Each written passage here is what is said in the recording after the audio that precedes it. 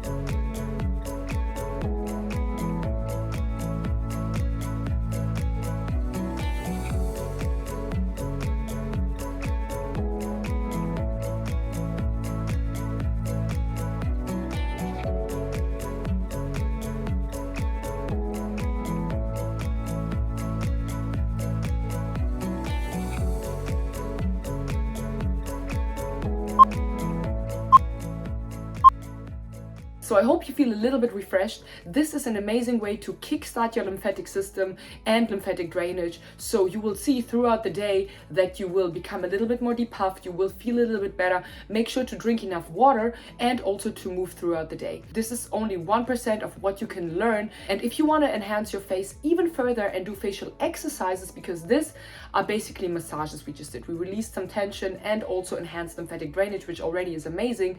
Then make sure to go to allyoucanface.com and check out our program, because on daily basis you can do 10-minute exercises with me and they change every day. So with this being said, I wish you a wonderful rest of your day. Till then, mwah.